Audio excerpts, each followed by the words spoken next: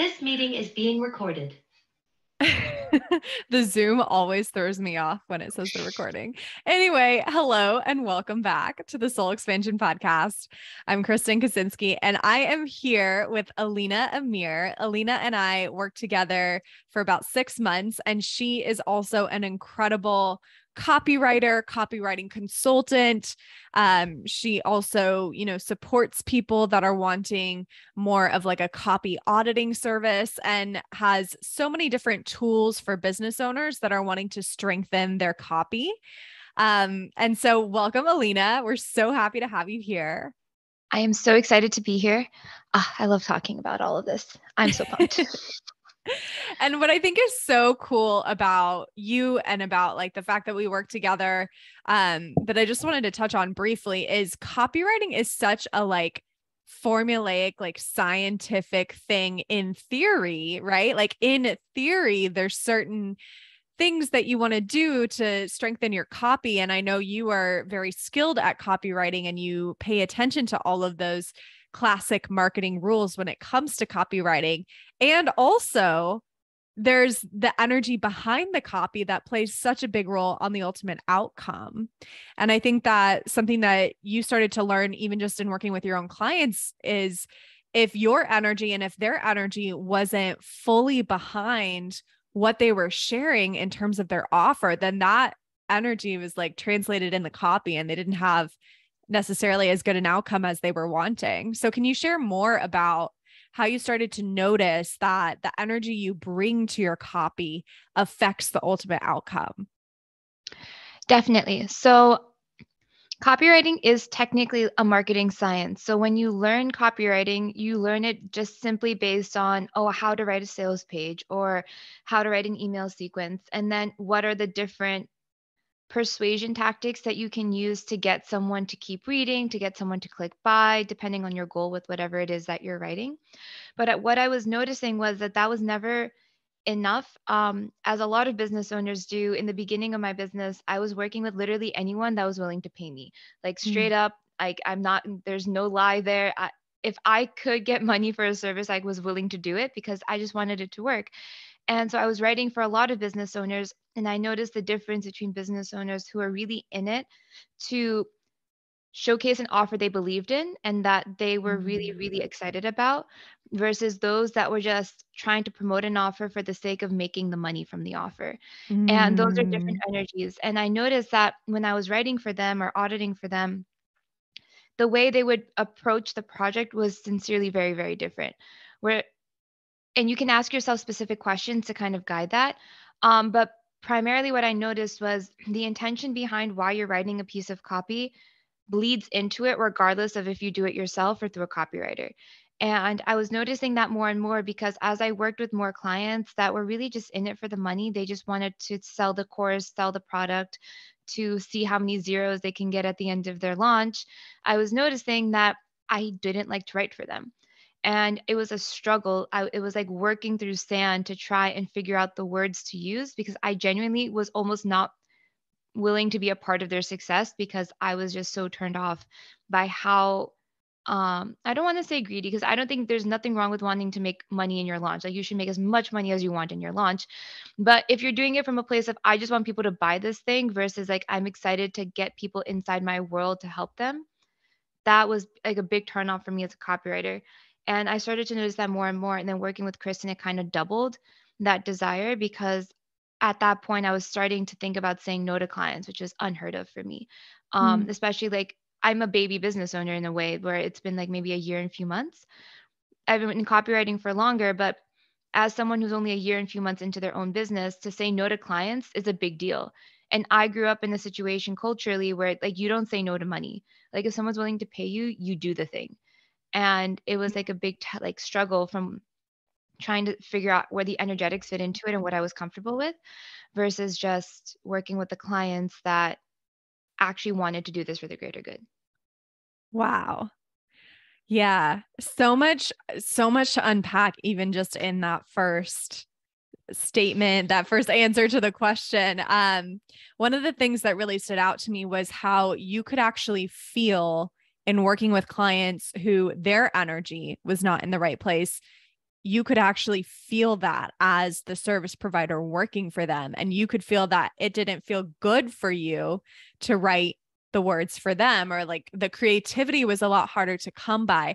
And as like business owners who are hiring service providers, because I know we have a lot of listeners who hire service providers, I think that's something that's so interesting to feel into. Like, I truly believe from an energetic standpoint, it starts with the CEO, it starts with the leader, the founder, whoever is the brainchild behind the business, of course.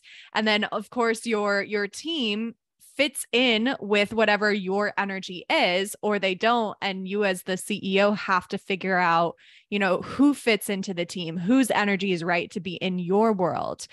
And I think it's so interesting when I come from like hiring people perspective to realize that my energy is going to impact the service providers I hire, and it's going to impact how they want to show up and work. And I think it's just something so interesting to feel into as a leader.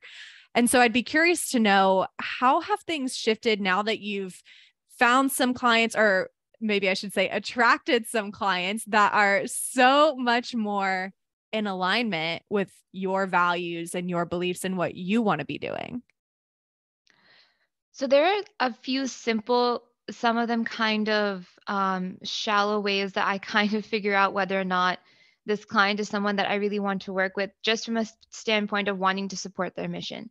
Because at the end of the day, a copywriter, social media manager, an online business manager, whoever it is, it depends on you. They're a conduit. So they're not the ones who need to be excited about your offer primarily, right? Like, you have to be excited about the offer, and then you need to translate that excitement to the copywriter, social media manager, whoever it is. And as a service provider, what I see often is people relying on the service provider to generate that excitement, without having it as much initially. And that's a problem, because as a copywriter, right, I can read your mind to a certain extent. I can articulate your thoughts. I can put together like fragmented phrases and figure out like how to make it sound good. I got you on all of that. That's not an issue. But I can't work from an unstable base, right? So there needs to be some sort Mm. of foundation. And what I'm noticing a lot in this online business owner space is, CEOs, business owners are reaching out to the service providers without that foundation set. And that puts a lot of pressure on the service provider to figure that out for you. Yeah. And then what ends up happening is the copy is not the copy, or the content, whatever it is, isn't in congruence with your business because it wasn't communicated enough in the Mm. onset. And from an energetic standpoint, because I want to tie it back to the topic of the conversation, Yeah. you need to make sure that your energy is behind the offer you want to create and sell before going to a copywriter at the end of the day. The copywriter will help you amplify it, because when you see more words around it that are really pretty and like the language sounds really good, it'll make you more hype and you can use that language. But before approaching the copywriter, you should at least know the bare minimum of, why do I love this offer so much? Who do I want to help with this offer? And what is the greater good that this offer is going to do? And Mm. often, as a copywriter, because I have like those extensive questionnaires that business owners either love or hate, I can tell from the questionnaire how many people have contacted me for copy with just an idea without fleshing out some of those details. Mm. And I get it, because it's overwhelming and you want to get the offer out there, and it's like quick and dirty action in the online business space. I get it. I do that. My website's a mess, but I put out my offers on it. I understand. But um there's like core things, right? You don't need to know how many modules are in your course before contacting a copywriter, but you should know who the course is for before contacting a Yeah. copywriter. So energetically, it can be hard also as the copywriter to articulate that to a business owner, because you don't want to tell someone how to do their job. And as a service provider, it's even trickier, because theoretically the relationship is like, if they're my client, I had to train myself out of the fact that the client is always right, because I can sometimes be right. Like, that's not unheard of. I know what I'm talking about sometimes. Absolutely. And I was realizing I was having more in these conversations, and I am guilty of writing copy for offers that I shouldn't have written for. In the Mm. end, where like those offers were not on a goods foundation, they weren't in the greater service of the people they were claiming to be of service of, and everything like that. So I'm speaking this from the experience of having regretted saying yes to projects and writing for them when I shouldn't have. Mm. And it sucks. Like, it truly, truly sucks, because then afterwards you have resentment towards the person you wrote for, even though I should have said no. It generates resentment. And if the copywriter is already like annoyed, then you can only assume that the people reading the copy, how they'll feel if they don't Yeah. feel that energy behind the offer upon purchasing. And the other part of it is when you are energetically really behind the offer that you're putting out, I think that translates to the rest of the parts of your launch beyond just copywriting. Copywriting is one part of the process, right? Like the emails are one part of the process, the sales page is one Yeah. part of the process. The cool thing about copywriting is that once you put in the work to do it, if you do the emails, if you do the sales page, it can be translated to everything else.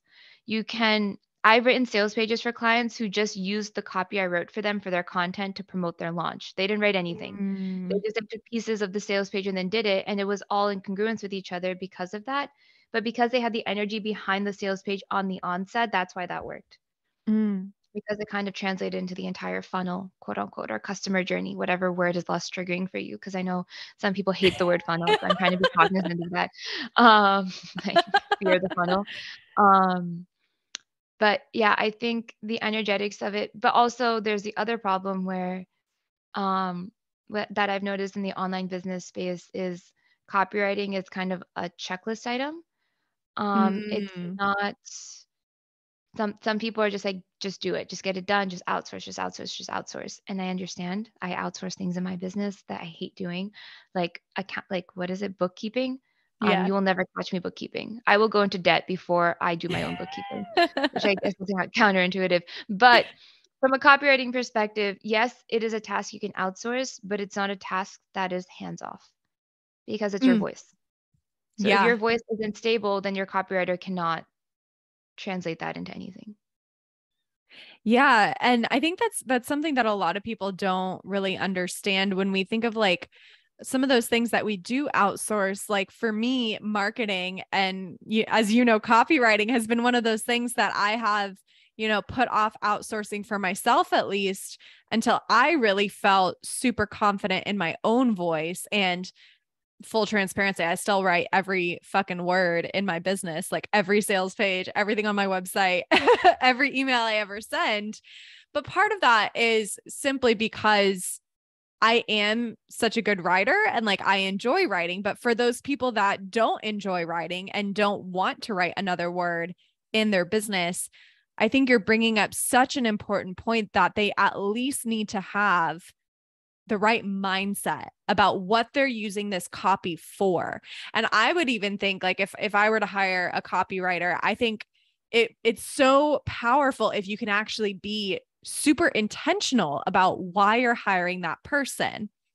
So what would you say if someone was going to hire you, Alina? What would be the like most powerful intentions someone could bring to a relationship with you as a copywriter? That's a great question. I have never worded it like that before. So Putting her on the spot. literally, literally. So let's say someone was DMing me about potentially working with me about copywriting, right? What I would look for is excitement about what it is that they're promoting. Mm, That doesn't mean you have to be stress free. That doesn't mean that you have to have all the answers or anything like that, but just general excitement about what you're going after. I never look for specific number goals. Unless they want to share it, but it's not super important to me. Like if someone wants 10 people versus 500 people, I treat it the same because it's so dependent on the offer. But the first thing is general excitement. The mm. second thing is just I kind of stalk a little bit and see like who they're trying to talk to, right? Like, Mm, is there someone that they're really trying to speak to? Is the personality in the DMs the same as the personality they're putting on their social media profile? I think mm, that's something that's often overlooked. And it's tricky because some people outsource their social media. So I have to take it with a grain of salt for sure. But do I get the same vibe from them on their social media profiles as I do in their DMs, as I do in the mhm, DMs? Other things I look for is just like people who are willing to work with me and not because they think they'll get like a special deal out of it. That's mm, something I had to learn in my business too. where I prioritize accessibility in a lot of things, for sure. I have copywriting templates for people who want to DIY their own stuff, but aren't ready to hire me for anything. That's totally fine. Similar to, I think, your Soul Expansion membership, where it's just a different way of accessing like my knowledge. And then I have payment plans. I have copy audits that are more accessible than done for you copy, where I write every word for you.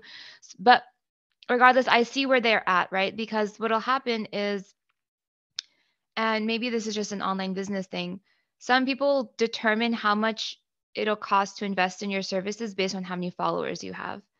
Mm. And I have a relatively modest following. It's less than 1,000 for sure. No shame in that. Maybe by now it's more than that. Who really knows? But when this podcast episode comes out, but right now it's hovering around like 9, 10 or something. And some people will contact me because they see that it's on the lower end and they'll be like, Mm. oh, she must be cheaper, without realizing that, first of all, that's not a fair comparison. Like it Mhm. doesn't really mean anything. Additionally, you don't know about my TikTok, which is hovering around 5,000. Kidding, this is not a but what I'm Celebrating saying you is for like that. the intention behind why you're messaging me matters. Where if you're messaging me because you want me to help you promote an offer you're excited about, that's enough for me. Like that's enough where I can at least get started, that we can get the ball rolling in some capacity. And I always am willing to work with clients on like figuring out ways to like best support them given their resources. But I do not like, because this has happened before, everything I say is based on a mistake I've made. Like my Mm. failures and my mistakes have taught me like a lot of lessons on who I'm willing to work with and who I'm not. But contacting me simply because you want a discount or simply because you think it'll be cheaper or easier is not the move. Mm. It's not the Because you vibe. won't get good copy. You literally won't. You should go to Fiverr or Upwork then at that point. And Totally. And and I that's think that's something that I like really deeply respect about you and the work that, we've done together is you've been so firm about raising your standards. And I know for a while there was, some fear with that. So talk about like, especially for service providers that may be listening to this, or even like coaches, like I think it's for any entrepreneur who may be listening to this, talk about the fear of raising your standards, like desiring clients that will treat you with more respect, with more integrity, have a deeper passion for the work you're going to do together. And the fear of like missing out on like that quote unquote easy money that you now know you didn't even really want to begin with. Talk about some of that fear and some of the limiting beliefs that came up for you as you started to raise your standards. definitely. To be fair, I'm still working on this, so I'm not like a picture perfect example.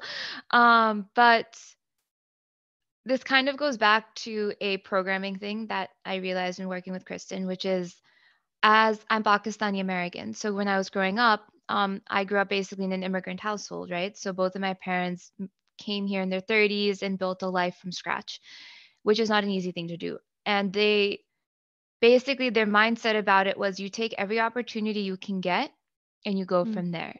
There wasn't this idea of like, oh, this person's treating me poorly. I should find something else or I should say no. That wasn't an option because at that point it was survival. And this idea that you could hold out for something better didn't exist. And I grew up with that belief, and both of my parents are business owners. And so they always talked about how they had difficult clients, but they just worked past it, and how you just struggle and you hustle, you struggle and you hustle, and then eventually you get to like the other side of the rainbow. I don't know if they've gotten to the other side of the rainbow, to be perfectly Mm. honest, but that was kind of the narrative where, and I'm sure a lot of people can relate to this, where the harder you work for something, the more worthwhile the result is of it. And so you like everyone loves the sob story, everyone loves the struggle story. So when I started my business, I thought it'd be the same thing, where I was like, okay, I'll just take any clients I can get and go from there. I started on like freelancing sites like Upwork and stuff like that. So I would get clients. So many people lowballed me. A really great example is a really established business coach hired me for full launch copy, sales page, emails, and everything like that, and asked me for like a 30% discount. And at the time, I said yes, like full transparency, I said yes. And then they referred me to a peer of theirs. And at that point, I was charging, I think, $1,000 for a sales page. Um, for context, I now charge, I think, around 2,500, depending on the sales page, give or take, at the time of recording this podcast. Yes. At the time, the Yes. disclaimer is important. But Disclaimer, she may go up to 5,000. So reach out to her right now and hire her. There's always payment plan options though. But anyway, so they forward me to a peer, and that peer asked me to do the entire sales page for 500. So from 1,000 to 500. And again, I said yes. And I said yes. And the thing about it was, at the time, I was like, you know what, Alina, just get it done. You can raise your prices later. Just get it done. Get the testimonial, raise your prices later. Later, when I thought back to it, I realized that I was very resentful of the situation. And the resentment came from the fact that I was giving people a discount that theoretically, according to their public profiles, didn't need it. So I was giving the discount to people who were training others on how to make money online and were supposedly very successful at it, and were sharing their numbers and their profits online about like how they reach multiple 6 figures, 7 figures, whatever it is. And I was like, okay, so if that's true, then what was the problem with paying me full price for all the copywriting that I did? Yeah. And it breeds resentment. And what I would say to business owners who are hiring a copywriter, any service provider, is yes, culturally, in a lot of situations, there's haggling and negotiating in some situations. And I've noticed that, but that doesn't mean that that's always the case now. And what I think has happened is a lot of people are like, business is a negotiation. And I disagree. Not all business is a negotiation. If people have set a rate, they've set it for a reason.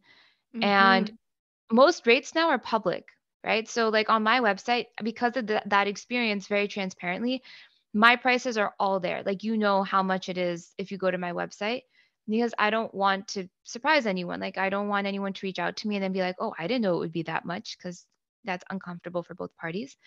And I would say, as a business owner, you should know how much you're willing to invest beforehand, and you should understand what you're investing in, because you're not just getting a Google Doc of words with the copy. That's my best example. You're not getting a Google Doc with words. Well, you are, but in addition to that, you're getting strategy calls with someone who's been in the industry for a while. You're getting someone to do work for you that'll take you twice as long because you have so many other things to do. You're getting peace of mind.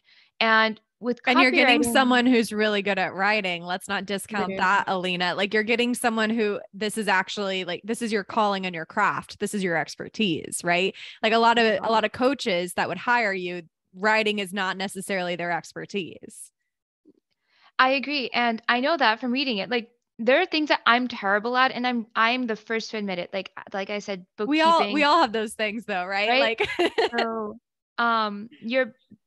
when you're investing in a copywriter though, and this is another thing that I think is so important to remember, is it's not a one-time investment in the sense, no, sorry, it is a one-time investment for some projects. But if I write you a sales page, that does not mean that after your launch, the sales page is rendered useless, because that sales page can be used for so many things. Because a sales page has multiple sections to it. It has your about me, it has frequently asked questions, it has social proof, it has a breakdown of the benefits, as so many things, right? So you can use that for so many emails in the future, for stories. You can use that for content. Like, I truly believe that when you invest in copywriting, you're not just investing in like that particular piece of copy. You're investing in so many parts of your launch just going easier because you have so much of the work done for you.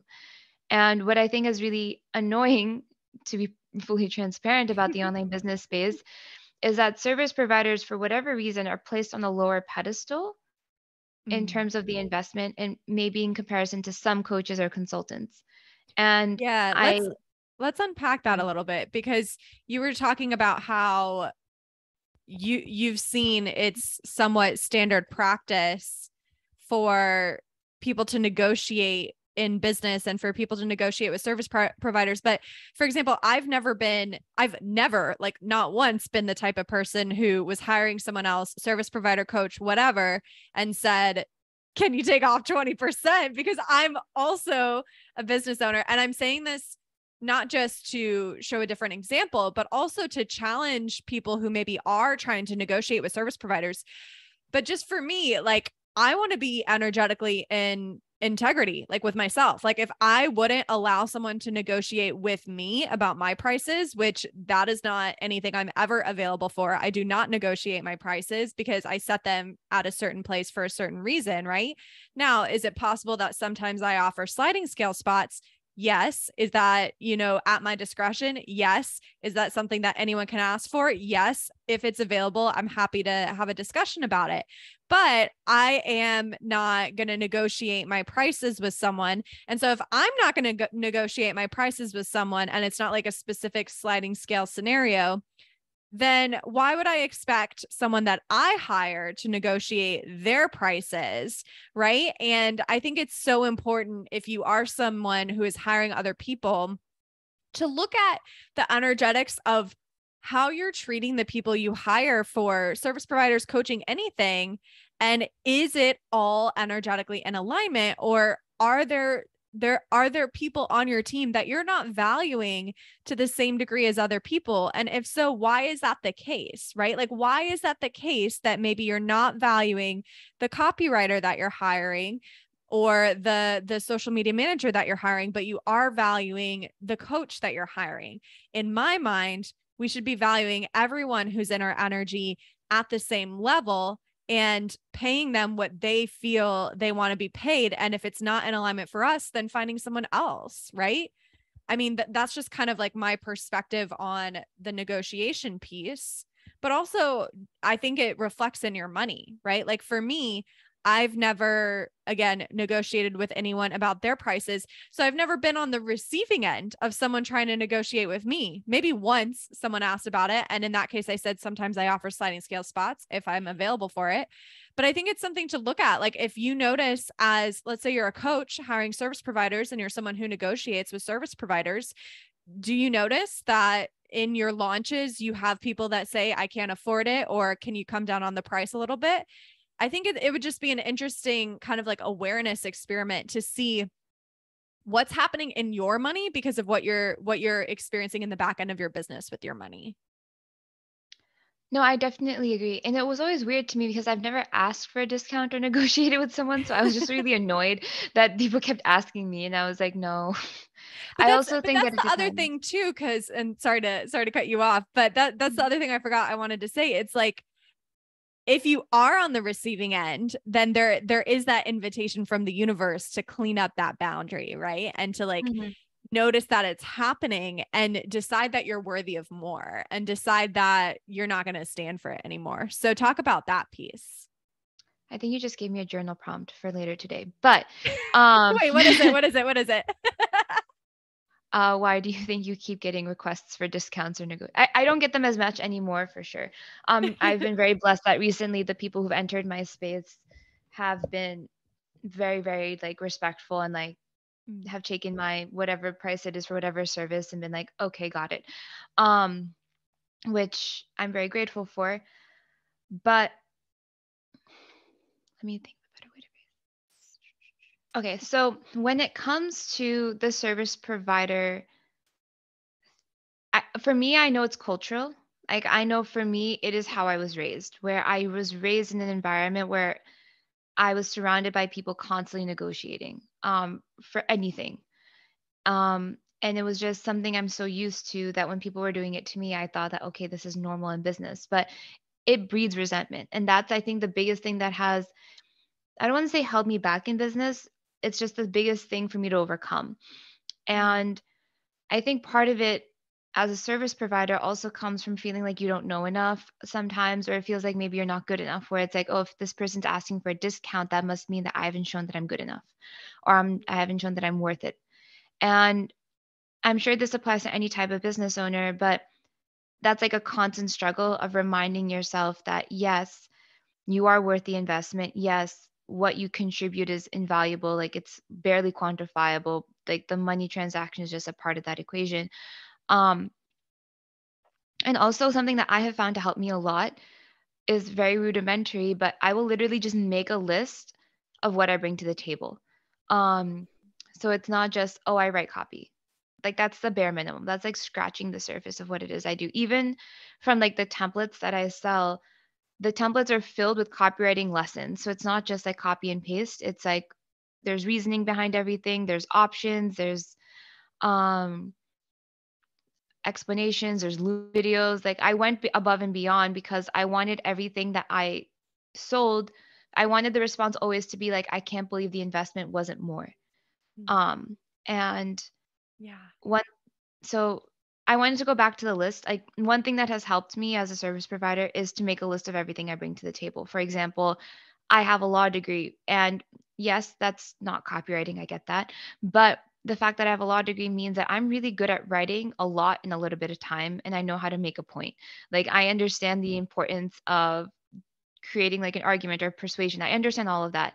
I worked as a copywriter for a proper media company. Like I didn't just like show up without any understanding of what copywriting was. Like I've written for seven-figure clients, and I've worked in the back end. I understand funnels, and I bring that level of strategy to the table. Obviously, I invest in my own lessons, and I think you don't need any of that to be successful as a copywriter. Like as a disclaimer, you do not, but that doesn't mean that it doesn't add to the experience of someone working with you, right? Like there are certain benefits of working with me versus other copywriters, and there are benefits of working with other copywriters over me. And you have to choose what's important to you. For example, some people really like working with me because I went to law school, because their brand is more professional. And that's not good or bad, right? Every brand is different. Some people have a more laid back vibe, some people have a more corporate vibe. It's up to you. But some clients have a more corporate vibe who are maybe in the medicine space, real estate space, legal space. They like working with me because I understand the jargon, because I understand how to write all of that stuff in a simpler way. Um, so like that's something I bring to the table. That's not just, oh, I write copy. And I think as a service provider, whatever it is you do, I don't care if you're a social media manager, graphic designer, like don't discount those little things that brought you to where you are, even if they may not seem directly relevant. Yeah. Yeah, well, and I think you're pointing to something that is so important when it comes to pricing your services and attracting the kind of income you want to attract, is realizing that you are a unique individual with unique expertise. And yes, some of your skills and some of your things that you bring to the table will be similar to other people. But at least what I've found for myself, and I know you're still on the journey, you're working through things on your end, but my income has really grown quite substantially the more I've leaned into, okay, this is me. This is me, and no one else is me.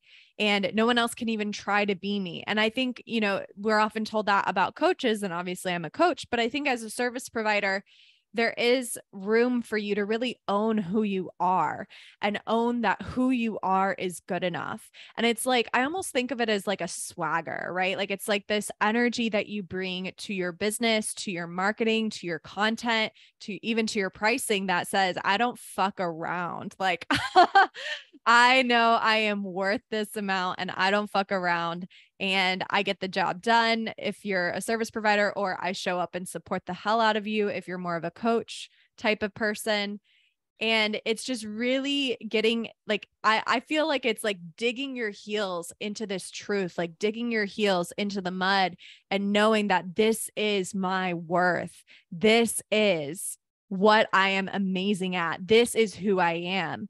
And the more you lean into that, the more you own that, the more you like develop that swagger, it's like you become that premium copywriter or that premium coach or that premium service provider that people don't even care what the price is. They're like, I need to work with you because I see something in you that no one else has in your industry. I definitely agree. A great example of that recently is in the reverse. Whereas I hired someone to help me with my website because I was really annoyed with it. Like I just looked at it and my eyes were upset. And I was like, I need someone to come and make this look better. And just, I want to be happy when I visit my own website. I'm a visual person in some ways. So for me, having a website's important, but I don't think you have to have one. Just as a disclaimer for any business owners out there, if you don't have a website then and your business is working, I'm very happy for you. This is just a personal preference of mine, but she was working with me on it, and we had a call recently about like a tour of the website before it goes live to like see, oh, do you like it, blah blah blah. And I was like, yes, I love it and everything. And then at the end I was like, thank you so much for getting on this call with me. I totally forgot that this was part of the package of website redesign or whatever. And she goes, oh, this isn't part of the package. I just really liked working with you, so I added this call for free. Like, this is Aw. not something I usually do. And I was like, oh, okay. And I was kind of shocked for a second because I was like, is there like a catch? What's the tea here? She's like, no, I just really love spending time with you. You're just like really fun to talk to. So that's why I wanted to do a call with you instead of just sending you a Loom video, which is what apparently is like the standard. Um, and I was just like really caught off guard because I guess I was just like, oh, someone really likes to spend time with me. But that I Yeah, think is so important to remember because even then I realized that as a copywriter, I love to go above and beyond for clients who I love spending time with, who I love speaking to, who totally. make me laugh or who make me smile or who make me think differently about the world. And as a business owner, if you're looking for a copywriter or any service provider, you should look for someone who you would want to talk to because Mhm. it's a really personal relationship because the copywriter is an extension of your voice. So you should logically and illogically want to talk to this person. So I focus more on showing up as myself in very simple ways of like, I talk very differently sometimes, or like I will put in really big words randomly in the middle of conversations because of how much I've read in the legal space. And it's just a default of mine. And I used to be really weird, like nervous about it because I thought, oh, like I sound obnoxious. I sound like presumptuous, and no one's gonna like me. They're gonna think that I'm like I think I'm all that when really I just like the sources. Like it's not the same thing. But I've been embracing that more. Where like on my stories, I don't filter what I say as much. I curse sometimes versus like trying to either hold it in or try to do too much because I've Yeah, seen like both spectrums of it, ends of the spectrum of it.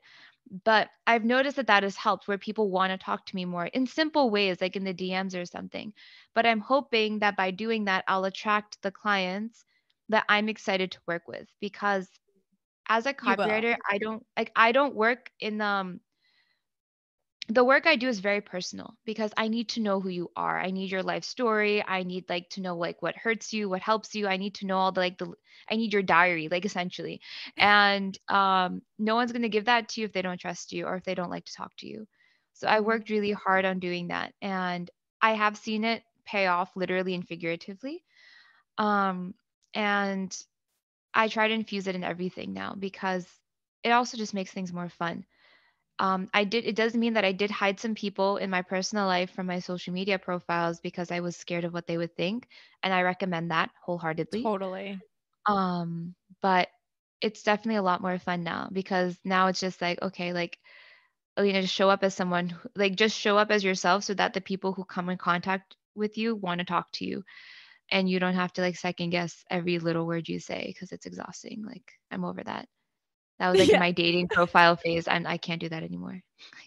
I know. I talk about it like instead of being like a robot automaton, like in your case, service provider, but I always say like a robot automaton, like coach thing. It's like, just like stop, just be yourself, break down the walls, be all of you, be the parts of you that maybe are embarrassing, be the parts of you that maybe not everyone will love. Because if you show those parts of you, you start to open yourself up to the people who see that in you and see that it's not perfect robot professional. And they're like, I love this person. I want to work with this person. And people can't help but love you, or they go the opposite, right? I think we're winning when it comes to like building our community and attracting soulmate clients if people either love us or they don't want anything to do with us, right?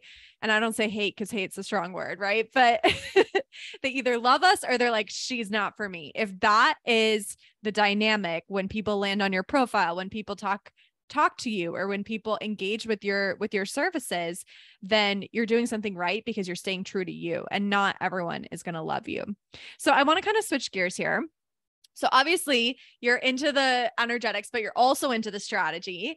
But we also had like such an amazing, incredible thing happen when we worked together, where as we started processing some things together in our one-on-one calls, things started to shift in your personal life. So I was wondering if, because obviously we're whole human beings, we're not just business owners. I was wondering if you'd be open to sharing some of like the before and after shifts with your very special personal life event that happened. You got engaged, right? Yes. Um, it does require a little bit of context, so I'll try to keep this brief in copywriter fashion. But essentially, um, I came to Kristen for help with business stuff where like the standard, I want to make this amount of money working with this amount of people, X per month, all of that math, whatever. And while I was working through that, obviously because she's Kristen, she was highlighting certain things that were kind of deeply programmed into me about like why I didn't believe I was worth X or why I didn't believe I was worth Y. And as those things were coming up, I was understanding that it was not just in my business, but it was translated into my personal life. So I, at the time that started working with Kristen, was in a relationship, with my, I was in a relationship with my boyfriend, and I'm like, we haven't broken up, so I don't want to make this sound like some Still breakup story. together. It's not. It's a happy ending, but we were dating, and culturally, there's a lot of little nuances to dating as Pakistanis because of just religion, expectations, and his family is based in Pakistan while my family is based in America. And so what was happening was there were a lot of logistical difficulties with visas, with travel, and all of that. And we wanted to take that next step, to like actually get married. And what was happening was like every conversation we were having about it was kind of like a dead end because of all of these different issues, and they were no one's fault. Like it was not an unwillingness, there was nothing like, oh, I don't want to marry you. Like that was not the foundation. It was a good foundation, the intention was good before we had these Yeah. conversations, but nothing was like working out, right? Because I don't want to go into like the politics of it, but visas in America for immigrants are no longer as easy as they were never easy, but it's become increasingly difficult for people who want to establish a life here. And Mhm. there's a lot of rules you have to follow and limitations on earning and all of that. And so all of these little issues were coming up, and I was very frustrated because fundamentally I just wanted to marry him and get it done with. And it was like there's no other fancy reason. I was just like, I'm ready to be married to you. I would just like to do that sooner rather than later. Let's make this happen. Nothing was happening. It was just kind of like it was like a Spartan race that I was not winning. Like I was trying to climb the rock wall and I was just nowhere near the top of this rock wall. And we were the conversations never ended, but little things started to take place, like little pieces were starting to come together and I wasn't really noticing them. Of someone maybe saying, oh, actually, yes, you can get away with that, that's fine. Or, oh yes, my schedule is cleared up, we can make that happen. I don't want to name names of the different Yeah. people involved for like respect of their privacy, but oh yes, those travel dates work. Like these little things were working out. And then at the end I realized, um I guess at around the time, like during the end of our time together, that it was actually like for sure going to happen. So like now we're recording this on June 20th. So I'm getting married in a month, almost exactly. And so like all of it worked out, and there was a chance this wasn't going to be able, like there was a chance this wasn't going to happen for another year, Yeah. which is difficult because culturally you can't really do anything together until you're married in some ways. So that's a lot of fun for me. But it worked out. And so I would say my biggest manifestation with working with Kristen is not related to my business. Even though those things happen too, but it was this. Yeah. And I did it without really I tried, but there wasn't much I could do. So a lot of it was just kind of me letting it go because as the American in the situation who had the least amount of information to work with, I was kind of just like sitting there watching it all, being like, can this end now? Yeah. Is it okay if I share like a few of my reflections on that Of specific course. manifestation? Yeah. So I think it's so interesting that you said I tried, but there wasn't much I could do, because that totally speaks to like the whole fucking point of manifestation, which is like the surrender, right? So Yeah. what I saw from you, and like the reason why I think this like massive thing, this like thing that you really wanted to happen for you while we were working together, was because we started to help you feel safe in like the lack of control, right? So like there were things that you had no control over, and I think before there was this desire to try to control them even though you couldn't. It was like, and this is how our inner child parts work. They want to try to create control in situations where there isn't control. And so I think you just got more and more comfortable with that release of control. You got more and more comfortable in the surrender. And then it's like in your mind, you knew, in your heart, you knew that you were going to get married. Like, I think that was very certain for you. And I think we even had a conversation like, what if you just assumed it was going to happen and then you just forgot about it? Like, what if you just assumed that it was absolutely guaranteed and then you just like relaxed and released it? And I think he proposed to you like maybe a month later. I think it was like really quick. But Yeah, it was. What was so beautiful about, I think, that experience was it allowed you to experience that surrender in a situation where it was very clear to you that you had to surrender. And I think what's hard in business when it comes to manifestation is we think we can control it, right? Like we think we can micromanage every detail. We think that the role we play is bigger than the role of the universe, but actually it's applying that same level of surrender to the business too. And I think that's one of the hardest edges a lot of people have with manifestation, because our business is our baby. Our business is this thing that we created. It's this thing that we, manifested into existence. So we want to do everything in our power to make shit happen. But actually, the biggest things happen, the most magical things happen when we are able to release some of that control and relax and allow. No, I definitely agree. I learned recently, and this is a sidebar, but when I was reflecting back on this, I was reflecting back on some of like my most successful manifestations in life. Let's call it like all three of them. But I'm kidding. But I was thinking about like the ones that really stood out to me. And one thing I realized was I recently learned about human design. I don't know if Yeah. that's something that like every listener is like into, but I treat it like a more spiritual based personality test, if you will. Yeah. And I'm a generator in human design. I'm a 1-3 generator. I don't know what the 1-3 means yet. I'm working on it, but I'm a generator. And what that means is that I need to respond to what the universe like shows me versus like take a bunch of action to go after something. And I wish I had known that like a year ago that I was a generator, because everything makes sense now. And the only reason I'm saying that is because what I understood was a lot of the best opportunities that came to me literally came to me. Like I didn't go after them. Like the job I got when I didn't want to be a lawyer anymore, I didn't like search, I didn't find on a job forum. I got a Yeah. notification on my phone for it and I just responded. And then like the wedding stuff, I didn't do anything. It came in front of me and I had to respond yes or no. And everything like that. So that's something else I learned very recently about myself in terms of like the manifestation spaces. I am wired to want to keep doing and taking action and hoping that Mhm. it works, because it makes me feel better about myself to know that I did something. I think we're Um, I think we're all kind of wired that way to a certain extent though. And yeah. maybe there's unicorns listening to this, because I'm a Manny gen, so I guess I'm a generator type, but I have a very similar pattern in my own business where if if my unconscious mind thinks that there's one more thing I can do, then I'm like really likely to do it. So Mhm. for me, it's been a huge practice over and over again, over and over and over again, which has been knowing that I can sit here and record this podcast and I can still attract a client. I can still make money, or I can sit by the pool and the money can still come, or I can be asleep and the money can still come, or I can post, or I cannot post.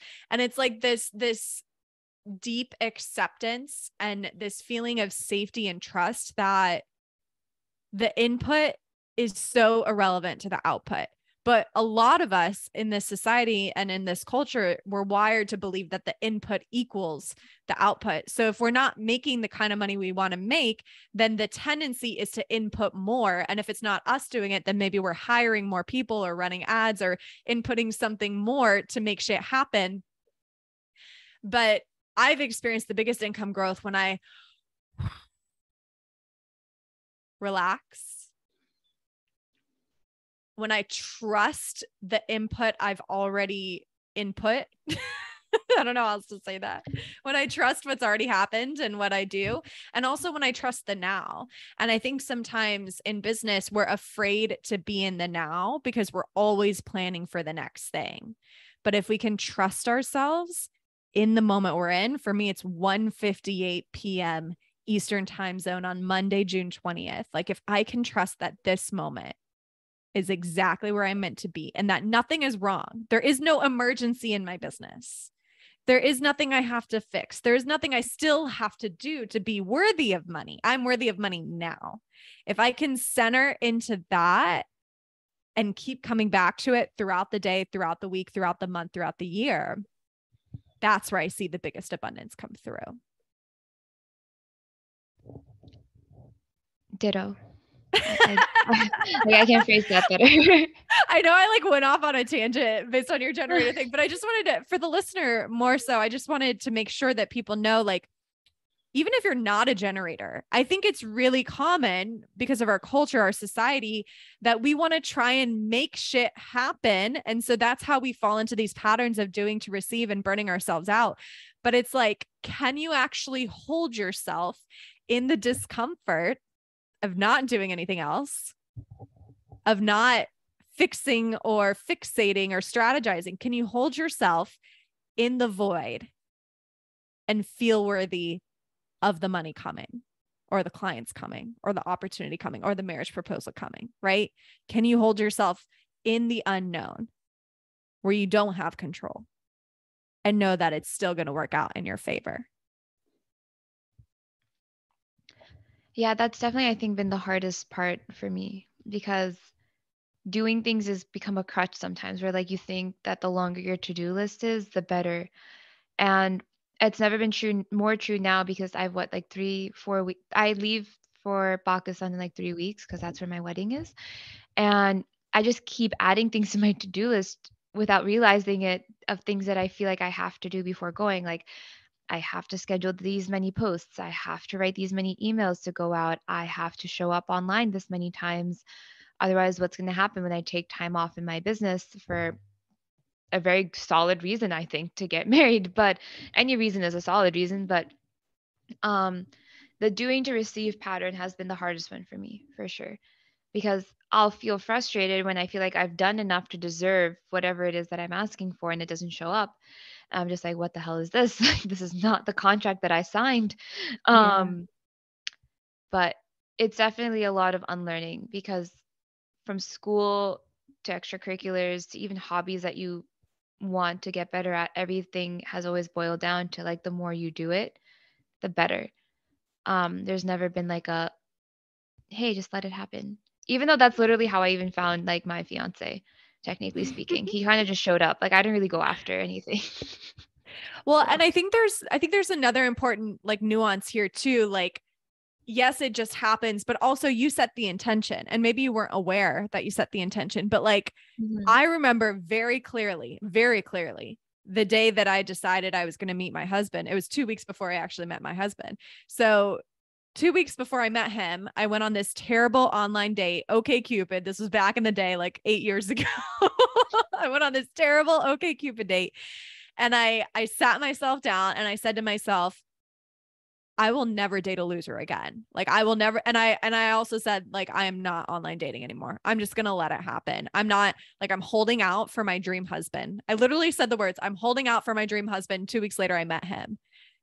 But the reason why like things like that work for us is because maybe in that area of our life, we don't feel the need to control as much. Maybe we believe in fate or destiny a little bit more. But the same is true in business, where we can be like, I'm holding out for my soulmate client. I'm raising my standard. I'm raising my prices. I'm holding out. But then the thing that we run into is someone will come up and say, oh, that's too expensive. And instead of recommitting and being like, that's okay, there's someone else out there who's ready to pay these prices and sees the value, we then get afraid, right? Like, we get afraid because someone said that's too expensive, or can you give me a discount? And so it's just recognizing, like, there's going to be times where if you raise your standards in business, or if you want to call something in business, it may look like it's not working. And it's, what do you do in those moments when it's not working to still get what you want. And I think that's the power of holding yourself in the discomfort of what you can't control. Because you can't find the path. You can't figure out the how. Like when you were manifesting this marriage proposal, there were so many things that could have told you this isn't going to work this year. You'll have to wait a year. There were so many different things. And so when you finally released and relaxed and just decided it was going to happen, and that you didn't care about all the little things, but you just assumed it would work, that's when things just started working for you, because you took your hands off of it. You took the control off of it. And even though there was all this evidence stacked against you that it wasn't going to work out, you still believed. And that's what we have to bring through in business too, is like, it can look like it's not working, but how do you respond when it's not working? Are you assuming that the evidence you're being presented with is the only outcome? Or are you looking at that and saying, actually, I still want to charge higher prices, and I trust that there's someone out there who's ready to pay me these prices. I trust that there's someone out there who's coming into my energy now to pay me. And it's hard because you're like holding yourself in all these money wounds and all these fears that people aren't going to like you. But it is so powerful when you can really become embodied in it, because then miracles truly do happen everywhere, in business, in life, in marriage, everything. So I feel like I'm doing like a lot of like mic drop moments in this episode, and I'm not even intending to. It's just like channeling through, maybe because we worked together for so long and I'm like used to sharing wisdom with you. I literally had to remind myself in the middle of that, this is a podcast. This is not a coaching call. I'm just so comfortable with you that this is what flows through. I just regret not opening my notebook to take notes. That's my biggest regret right now. But well, it's recorded. So very true. So true. But no, I definitely agree. And it's also cool because what ends up happening is that it gets easier.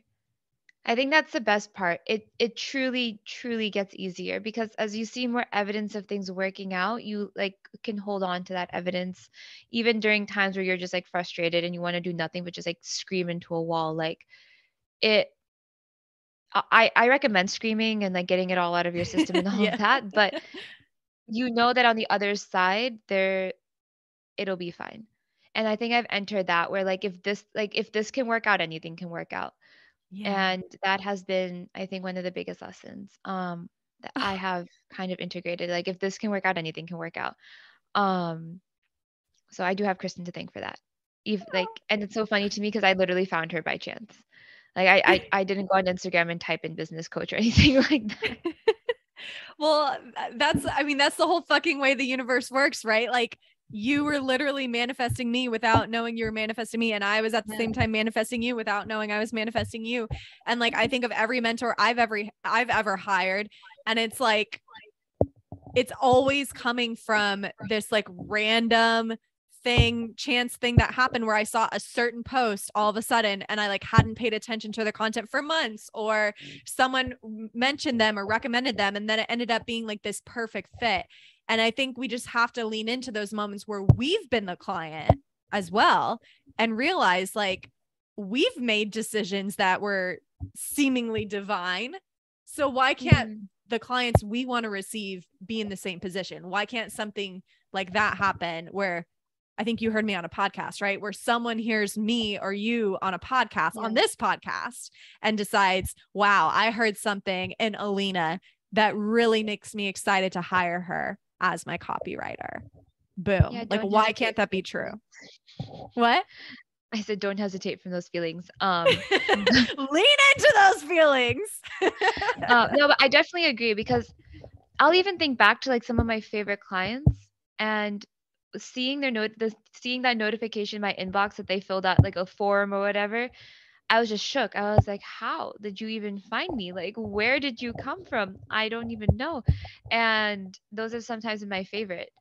And it's why I stopped using Upwork. I'm kidding. There are many reasons I stopped using Upwork, but that was one of the reasons where I started trusting that people could find me without me having to like bid for a project or something like that. And I think that's one of my favorite parts, because one piece of content can like attract like 10 people that I love into my world. And so that's a really great thing to remember when that input output thing you were talking about comes into effect, where you never know like where that one thing that you did so long ago can like suddenly generate so much for you in one day. And I've seen that a lot too. So And like, what if we made that standard? Like, what if it was like so normal that things we did years ago, in my case, or months ago, in your case, were still bringing people to us? Like, what if it was just normal that all the time people are landing on your profile and deciding to hire you? And this is something I bring through too. And then I know we should probably wrap up because I've kept you here longer than I said I would. I'm happy to be here. But this is something I bring to now to my copywriting. Speaking of copywriting, and maybe this is something you practice yourself. I'm not sure. I'd be curious to know, but I set an intention now. And before I start writing, I say to myself, I want this content to, whatever my intention is, to serve my audience and to help them know that I can help them with whatever they're struggling with. Or I want this content to connect with my next expansion mastermind clients specifically. What do they need to hear? And I have really started this practice of being so intentional about what the fuck am I writing? Like who am I speaking to? And I think that's been something that has really changed the game for me. And like okay, you were talking about journal prompts. All right. Y'all ready for this? This is not for children, but this is a really powerful journal prompt that's, I think at this point, when it's all said and done, will have netted me an additional $60,000 in my launch. So it's a fire tip, a fire journal prompt. So, and maybe more than that, but at the time I'm recording this, it'll be about 60,000 additional revenue. So I've been writing content lately. Let me see if I can pull it up so I can get it exactly right, because it's pretty damn good. Okay. So I sit down and I look at my notes app, and the first thing I say, I can't see her screen, so like I want to laugh too, but like I don't know what to laugh at, so I'm just waiting. Okay, so this is my journal prompt for all of my captions lately. How do I nurture my audience to orgasm as they pay me? Oh my God. I really wanted to lean into this idea of like, it is so hot to pay me. Like everyone wants to pay me and they're turned on by the idea of paying me. So literally that's my journal prompt right now. And it's like I said, it's maybe like $60,000 this week alone. I'm really excited to journal later today. That's all I'm going to say. That's going to be my response. But I mean, circling it all back to the beginning. So Alina is this amazing copywriter. And, speaking to the expert, like I consider you an expert in copywriting, just knowing your background and how much training that you've had in copywriting, not to mention your lawyer background and all the clients you've worked with, and also just observing the way you write your stuff. Like, I'm always like, wow, I want to buy that, even though I'm not in the market for a copywriter. Like, there's something that is so powerful to hear from the expert copywriter that energy really matters. And I think that you so clearly outlined that for us when you talked about your own experiences working with clients that weren't a good fit for you. So I just wanted to say thank you for being here and sharing your expertise. Is there any like last golden nugget or just really juicy tip or anything that's like on your heart that you really want to share with the listeners to close us up today before we share how we can hire you? Definitely. So when it comes to any type of copywriting that you do in your business, and I want you to think beyond this typical sales page or email or website, because those are, I think, the first things that we think about when we think about copywriting. If you think about copywriting, it's just the words you use to inspire someone to take an action. And that can be any action, right? That can be to like something, download something, buy something. I don't care what your action is, like whatever. If you think about it, that doesn't just mean what you're writing, but it also is what you're saying. So, one of the biggest things that I think business owners can always do better is to strengthen the connection between what they're writing on whatever platform you choose and what you're saying verbally when you're speaking to people on a discovery call, on a podcast interview, in a YouTube video, on Instagram stories. Because often, if you've worked with a writer, if you outsource something, what'll end up happening is sometimes there's a disconnect between the tone of Mm. voice, the vibe, um, and your audience can feel that because it's just intrinsic. We know when something was written by someone else. A best Mm. example of this is like if you write a text to send to someone to break up with them, but your friend helped you with the text, you can tell like what parts are written by you and what parts are written by your friend. Like it's very clear.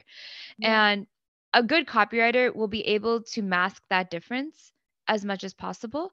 But at the end of the day, like if you're working with a copywriter, it's not just outsourcing the task. It's after the task is done, reading it, embodying it, and understanding like this is the voice that I'm trying to put out there, and doing that even when the copywriter project is done and over with. And that'll just make everything even better because then people will know it's you from beginning to end and there will be no Oh, question.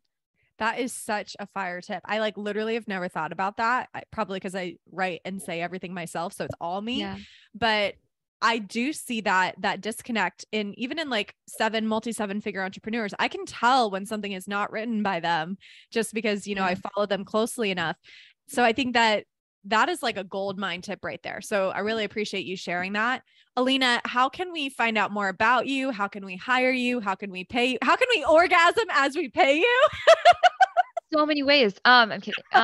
Basically, so you can find me online on Instagram and TikTok at it's Alina Amir. So ITSALINAAMIR. Same on both.